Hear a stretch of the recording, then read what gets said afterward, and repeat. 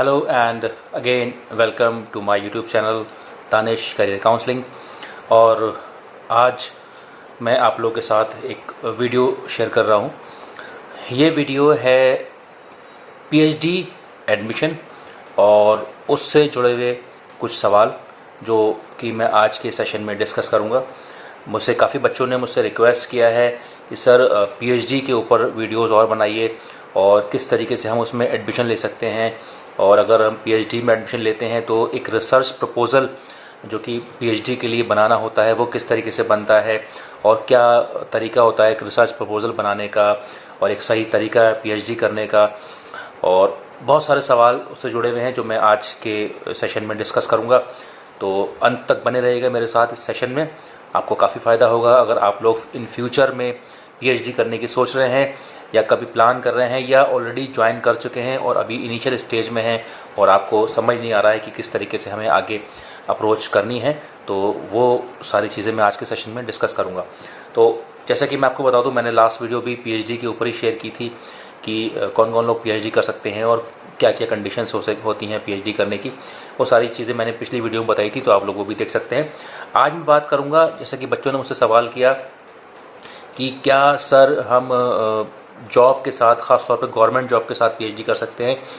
तो ये डिपेंड करता है कि अगर आपका जो वर्किंग है वो आपके पीएचडी से हैम्पर नहीं हो रहा है और आपको उसके लिए एक एनओसी लेनी पड़ेगी अपनी जो है जो भी संस्था है आपकी वहाँ से, कि आप फर्दर अपनी पढ़ाई कंटिन्यू करना चाहते हैं, पीएचडी करना चाहते हैं, तो उसके लिए आपको जो है कम से कम 6 महीने के लिए तो आपको जो है छुट्टी लेनी पड़ेगी, that is for course work. Okay, तो कोर्स वर्क जो होता है जिसमें कि आपको रेगुलर क्लास करनी होती है पीएचडी में जाके और उसमें एग्ज़ाम होते हैं, तो 6 महीने का कोर्स वर्क होता है। तो कम से कम उतने टाइम पीरियड के लिए तो आपको छुट्टी मिलनी चाहिए और जिसके लिए आपको एनओसी लेना पड़ेगी। और उसके अलावा फिर पीएचडी में इतना रेगुलर जाना नहीं होता है कि अगर आप कोई फेलोशिप लेके पीएचडी अगर नहीं कर रहे हैं, क्योंकि अगर आप जेआरएफ के थ्रू पीएचडी कर रहे हैं तो उसमें आपको फुल टाइम फेलोशिप मिलती है, तो उस केस में आप जॉब के साथ और फेलोशिप के साथ पीएचडी नहीं कर सकते। आपको एक चीज़ छोड़नी पड़ेगी, क्योंकि अगर आप जेआरएफ के थ्रू पीएचडी कर रहे हैं जो कि इंडिया का एग्ज़ाम होता है, जो कि यूजीसी नेट के थ्रू ही कंडक्ट कराया जाता है, तो अगर आप जेआरएफ के थ्रू पीएचडी कर रहे हैं तो उसमें अच्छा खासा अमाउंट मिलता है, लेकिन उसमें आपको रेगुलर जाना रहता है, आपकी रेगुलर अटेंडेंस लगती है, आपका एक सेपरेट रजिस्टर बनता है आपके जहाँ जिस भी डिपार्टमेंट से आप पीएचडी करेंगे। तो एक तरीके से आप एम्प्लॉई की तरह ही काम करते हैं और आपको फर्दर अलग जो भी पीएचडी के अलावा जो काम होते हैं डिपार्टमेंट में वो भी आपको दिए जाते हैं। तो फिर आप जॉब के साथ वो चीज़ नहीं कर सकते, क्योंकि आप 2 सैलरी या 2 स्टाइपेंड एक साथ नहीं ले सकते। तो उस केस में आपको जो है ऐसी जगह से पीएचडी करनी है जहाँ को आपको रेगुलर जाना ना पड़े, लेकिन आपकी पीएचडी जो है वो रेगुलर मोड पे ही होगी। तो बहुत सारी स्टेट यूनिवर्सिटीज़ हैं जो कराती हैं, लेकिन उसमें भी वो कोर्स वर्क के दौरान तो आपको जाना ही रहता है। तो ये देख लीजिए कि आपकी जो जॉब है वहाँ से आपको ये चीज़ अलाउ हो रही है नहीं हो रही है। तो अगर अलाउ होती है तो आप रेगुलर पीएचडी भी अपनी जॉब के साथ कर सकते हैं। बहुत से लोग करते हैं, there is no problem, there is no harm in that, और कहीं भी आपको दिक्कत नहीं होगी। और आपको जो है बहुत सी संस्थाएं, बहुत सी गवर्नमेंट ऑर्गेनाइजेशन जो है आपको बढ़ावा देती हैं कि आप जो है फर्दर अपनी पढ़ाई कंटिन्यू करिए। ओके, तो ये है मेरी सलाह कि आप जॉब के साथ भी पीएचडी कर सकते हैं, जो भी मैंने कंडीशंस बताई। उसके बाद हम बात करते हैं, बच्चे कहते हैं कि सर किस तरीके से हम एडमिशन लें। तो मैंने बताया कि एंट्रेंस टेस्ट होते हैं। अगर आपका कोई नेट जेआरएफ नहीं है और आप सिंपल पोस्ट ग्रेजुएट हैं 55% के साथ, ठीक है, अगर आपका पीजी में 55% है तो आप कहीं पर भी जो भी यूनिवर्सिटी में एडमिशन लेना चाहते हैं, तो हर यूनिवर्सिटी अपना एक एंट्रेंस कराती है।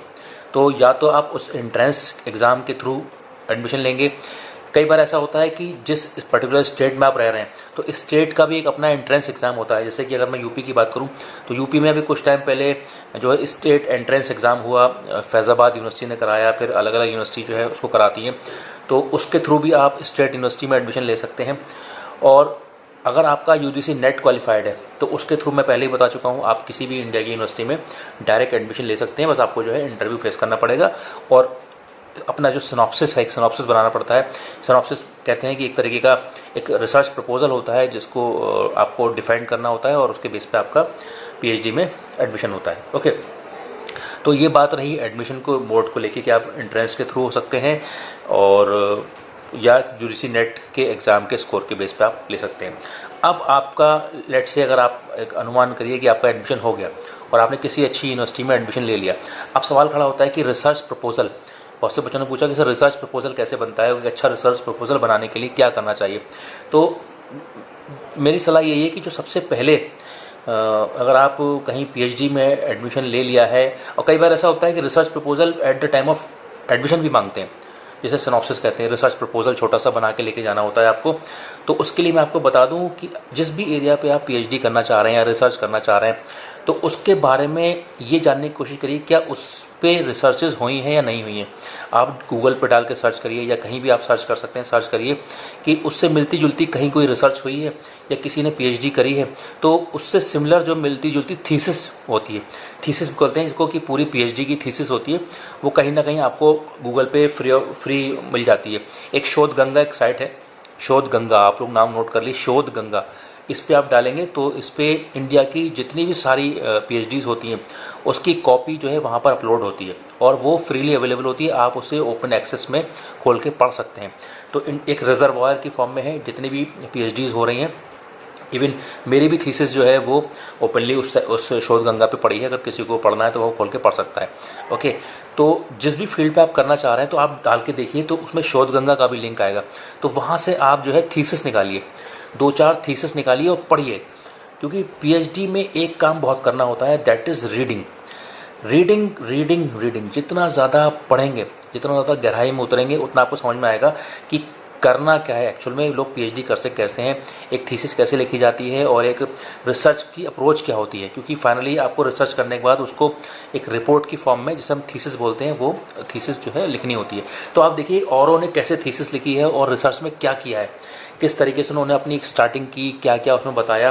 तो एक तो थीसिस पढ़िए, पहली चीज़। दूसरी चीज़, आपके टॉपिक से या आप जिस भी एरिया पे आप काम करना चाहते हैं उससे मिलते जुलते रिसर्च पेपर्स होते हैं, वो गूगल पर डाल के सर्च करिए कि मिलते जुलते। मैं ये नहीं कह रहा एग्जैक्ट, क्योंकि एग्जैक्ट अगर मिल गया तो फिर उसका मतलब आपका काम तो ऑलरेडी किसी ने किया हुआ है। यहाँ हम बात कर रहे हैं मिलते जुलते, सिमिलर टॉपिक्स पे किसने क्या रिसर्च की है। तो कई बार ऐसा होता है आपको एक दिशा नहीं मिलती है, लेकिन जब आप सर्च करते हैं और आप थीसिस पढ़ते हैं और रिसर्च पेपर्स पढ़ते हैं तो आपको एक दिशा मिल जाती है कि हाँ, मुझे इस दिशा में काम करना चाहिए या इस मिलते जुलते टॉपिक पे मैं रिसर्च कर सकता हूँ। तो इस तरीके से आपको कम से कम 3 से 4 थीसिस पढ़नी है और कम से कम मैं आपको बता रहा हूँ 25 से 30 रिसर्च पेपर। मैं स्टार्टिंग की बात बता रहा हूँ, 25 से 30 रिसर्च पेपर आप पढ़िए। उसे पढ़ने के बाद आपको एक आइडिया मिल जाएगा कि किस तरीके से मुझे आगे बढ़ना है और मुझे जो है अपना एक टॉपिक या जो भी एरिया है, जो फील्ड जो मुझे चुनना है कि मुझे इस पर रिसर्च करनी चाहिए। तो ये तो बात हो गई एक एरिया चुनने की, भाई मुझे इस टॉपिक पे रिसर्च करनी है। अब बात आती है रिसर्च प्रपोजल की। तो रिसर्च प्रपोजल जिसे हम सिनॉप्सिस भी बोलते हैं, तो रिसर्च प्रपोजल में क्या होता है, एक चीज़ होती है लिटरेचर रिव्यू। ठीक है, लिटरेचर रिव्यू बोलते हैं कि जो भी चीज़ आपने लिटरेचर पढ़ी, जो भी आपने अपने एरिया या फील्ड से जो भी ऑलरेडी रिसर्चेस हो चुकी हैं उसको आपने स्टडी किया, उसे हम बोलते हैं लिटरेचर रिव्यू। लिटरेचर रिव्यू जो होती है वो एक हाफ पीएचडी के बराबर होती है। अगर आपने अच्छे से लिटरेचर रिव्यू कर लिया, आपने अच्छे से औरों का किया हुआ काम स्टडी कर लिया, तो आपका आधा काम आसान हो जाता है। तो आपको ये पता चल जाता है कि कहाँ कहाँ कमी है, किस किस जगह पे काम बचा हुआ है, कहाँ कहाँ काम हो चुका है या किस फील्ड पे और काम होना बाकी है। तो आपको एक दिशा निर्देश मिल जाता है। लिटरेचर रिव्यू आप कर लिए, लिटरेचर रिव्यू से फ़ायदा क्या होगा, आपको गैप्स मिल जाएंगे। जो भी स्टडीज़ हुई हैं वहाँ उन्होंने जहाँ जहाँ गैप छोड़े हैं कि भाई ये यहाँ पर काम होना बाकी है, यहाँ पर और रिसर्च हो सकती है, तो उन गैप्स को आइडेंटिफाई कीजिए। गैप्स आइडेंटिफाई करने से आपको ये पता चल जाएगा कि आपको आगे किस पे काम करना है। फिर उसके बाद आप एक रिसर्च प्रॉब्लम ढूंढिए, जिसे हम बोलते हैं रिसर्च प्रॉब्लम, यानी कि हर एक रिसर्च जो है वो एक प्रॉब्लम से शुरू होती है। ठीक है, कि क्या रिसर्च प्रॉब्लम है, कोई रिसर्च, कोई बड़ी चीज़, कोई प्रॉब्लम या कोई ऐसा इशू जिसको आप हैंडल करोगे, जिसको करने से आप जो है सोसाइटी को बेनिफिट पहुंचाओगे। तो एक रिसर्च प्रॉब्लम ढूंढिए कि जो भी एरिया होगा उसमें आपकी एक रिसर्च प्रॉब्लम होगी। रिसर्च प्रॉब्लम से बनते हैं आपके research questions, sorry research objectives. Research objectives से बनते हैं आपके रिसर्च क्वेश्चंस, ओके, और रिसर्च क्वेश्चन से बनते हैं आपकी हाइपोथेसिस। तो इस तरीके से एक ऑर्डर होता है। तो मैं बहुत ज़्यादा डिटेल में नहीं बताऊंगा, लेकिन मैं एक तरीका बता रहा हूँ कि पहले आपको लिटरेचर रिव्यू करना है। लिटरेचर रिव्यू करने के बाद आपको एक उसमें से गैप्स फाइंड आउट करने हैं। गैप्स फाइंड आउट करने के बाद आपको देखना है कि मुझे एक रिसर्च प्रॉब्लम ढूंढनी है कि कौन सी एक बड़ी रिसर्च प्रॉब्लम है जिसके ऊपर मैं काम करूं और उस प्रॉब्लम का सॉल्यूशन देने के लिए मैं कुछ रिसर्च क्वेश्चंस निकालूं, रिसर्च क्वेश्चंस बनाऊं और उसके कुछ ऑब्जेक्टिव्स होंगे, उसके बाद कुछ हाइपोथेसिस बनेगी। इस तरीके से आपको रिसर्च करनी है। उसके बाद आपको ये दिखाना है कि आपको मेथोडोलॉजी क्या यूज़ करनी है, यानी कि आप अपनी पीएचडी किस तरीके से करोगे, क्या प्रोसेस यूज़ करोगे। ओके, तो इसके लिए आप एक काम करिए, आप गूगल पे जाइए और वहाँ पर कुछ सिनॉप्सिस टाइप करिए। कुछ पीएचडी के सिनॉप्सिस आपको फ्री ऑफ कॉस्ट मिल जाएंगे कि एक पीएचडी का सिनॉप्सिस या रिसर्च प्रपोजल कैसे लिखा जाता है और उस प्रपोजल के अंदर क्या क्या होता है। तो जो मैं चीज़ें बता रहा हूँ उसमें क्या होता है, उसमें 3 से 4 पेज का लिटरेचर रिव्यू होगा, जिसे हम बोलते हैं लिटरेचर रिव्यू। उसके बाद आएगा आपका research problem, research objectives, research questions, hypothesis. उसके बाद आएगा रिसर्च मेथोडोलॉजी। उसके बाद आएगा आपका जो है फाइंडिंग्स, टेंटेटिव फाइंडिंग्स, कि क्या रिजल्ट्स आपके संभावित हो सकते हैं। इस तरीके से एक रिसर्च प्रपोजल आपका तैयार होता है। और एक अच्छा रिसर्च प्रपोजल जो है पीएचडी के एडमिशन के लिए वो कम से कम 10 से 11 पेज का होना चाहिए। मिनिमम 10 से 11 पेज का आपका एक मिनिमम रिसर्च प्रपोजल, जो कि at the time of admission, जिसे मैं कहता हूँ, बनना चाहिए।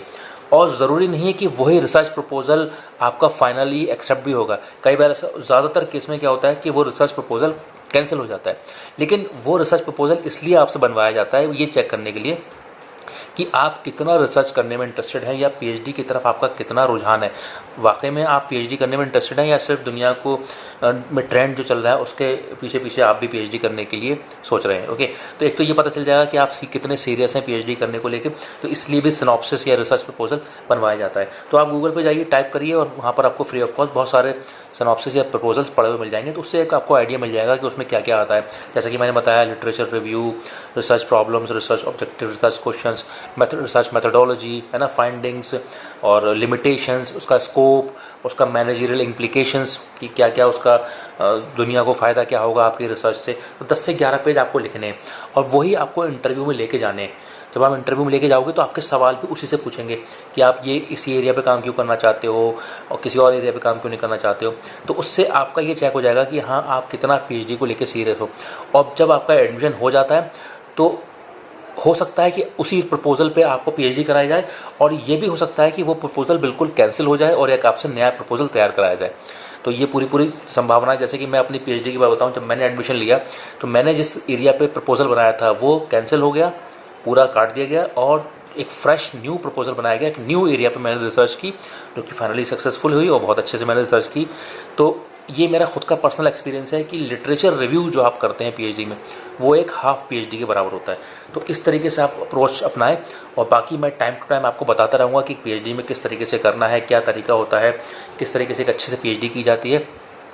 उसके अलावा जो मैंने बहुत सारे सवाल बच्चों के हैं कि सर गवर्नमेंट जॉब के साथ पीएचडी कर सकते हैं या नहीं कर सकते हैं, तो ये मैंने आपको बताया।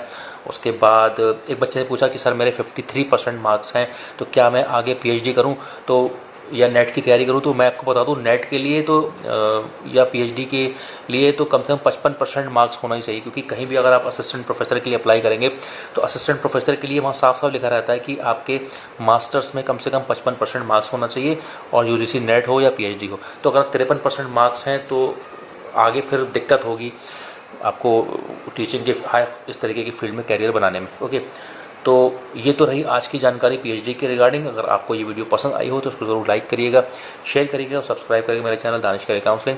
Thank you very much, thanks for watching.